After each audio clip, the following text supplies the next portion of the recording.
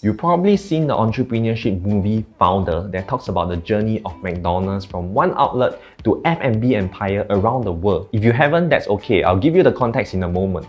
But this movie is a must-watch for any business people. The only issue is that this movie doesn't discuss the details about why the McDonald's brother failed to scale the business, whereas Ray Kroc managed to do it successfully. This is what I want to talk about in this video because I think there is an important lesson for any business person. For the benefit of those who didn't watch the movie, this is what happened. The original founders of McDonald's, who are the McDonald's brothers, Dick McDonald and Maurice McDonald, created the concept of fast food by producing burgers very fast, factory style, and standardizing the menu. However, they didn't manage to grow the business beyond just one outlet.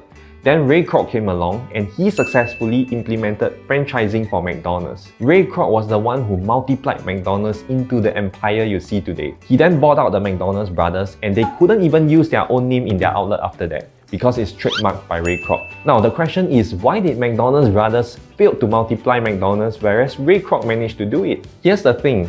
When Ray Kroc approached the brothers, they've already tried franchising but failed. In fact, they already had two other outlets apart from the main outlet.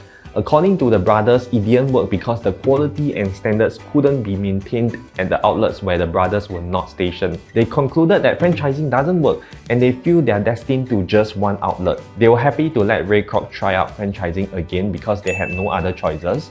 They had nothing to lose anyway. Let me pause the story of McDonald's for a moment and talk about an important lesson here. Each week, we release new videos on digital marketing, sales psychology, and business growth. Do like, subscribe, and press the bell notification so that when new videos are released, you will be notified. In my line of work, I have met many business owners and self-employed people. For a lot of them, they do not think they can scale the business beyond themselves, just like the McDonald's brothers. They do not believe they can find people who are capable enough to maintain the standards of the quality of their business. And it's not silly at all to think this way. Business owners have that special flair that allowed them to create something unique that people want to buy in the first place. And it is not easy to replicate that passion and that expertise of the founders. Likewise, when I started to form a team for a marketing agency, many people have doubts that we cannot maintain our standards when we grow the business beyond me and my partner. Even I have my own doubts. This is because marketing is such an elusive skill that requires acumen to execute. Here's what I found out. Yes, there are a lot of people who are not cut out to do marketing, but there are still a lot of people who are suitable for this career. The bottom line is that there are a lot of people in the world. Even Singapore with 5 million population is big. There are many talents out there. Eventually, we went ahead and we have people in the team whom I learn new things from every week. Back to McDonald's case study, Ray Kroc found many franchisees that didn't work out. After failing a few times, he eventually managed to narrow down on the profile of the franchise target audience. The profile of his ideal franchisee is a young couple who are not very rich but are hungry to succeed in life. Once he found his strategy, he doubled down on his efforts and recruited a lot of franchisees and scaled McDonald's like no other restaurants have done before. In fact, this formula for success is the same for any other aspects of business, not just franchising. In digital marketing, many businesses have tried spending some money and gotten no results. This is very common. The problem is that they conclude that Facebook marketing or digital marketing do not work just because they've tried once and didn't get results. Take it from Ray Kroc and apply the formula for getting results. Try as many different combinations of attempts as possible.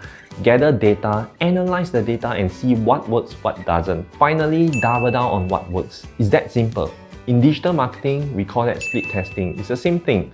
We try 3 ad angles times 3 different audiences. We let it run for a few days and collect data. We analyze data to see what works and what doesn't and eliminate those combinations that are not working. For the ad angles that work, we double down, create more of the same. With this simple and systematic approach, you will be surprised what kind of results you can achieve instead of just giving up after one ad doesn't work. McDonald's used franchising to scale the business very fast. Franchising model goes back hundreds of years ago, but do you know that some of the biggest tech companies today use the same concept to scale their business? They don't call it franchising, but it's by and large a variation of franchising.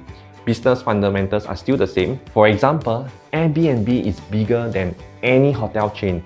They are the biggest accommodation provider in the world, but they do not own any hotel at all. So they don't have to buy land, build hotel, or anything like that. It's what we call an asset-light model. The beauty of this model is that it doesn't require a lot of capital to scale the business. Same thing for McDonald's. Ray Kroc didn't have to use his own money to set up one outlet after the next. That is very slow and capital intensive.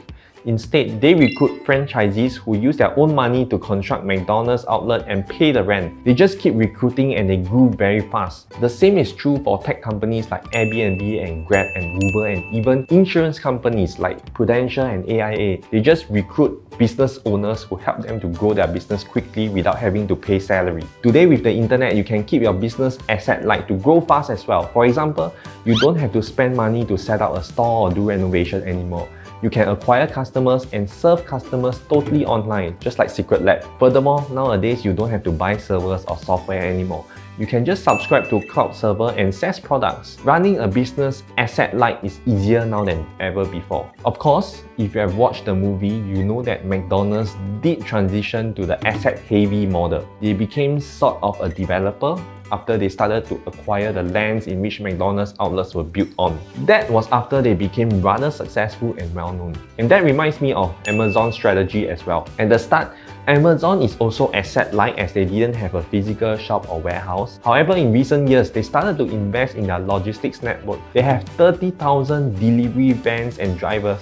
They even have their own delivery airplanes. This is a great way to strengthen the business and create new sources of revenue for the business after the initial growth stage. Ultimately, I found that the McDonald's story provides a great lesson for SMEs and small businesses like ours.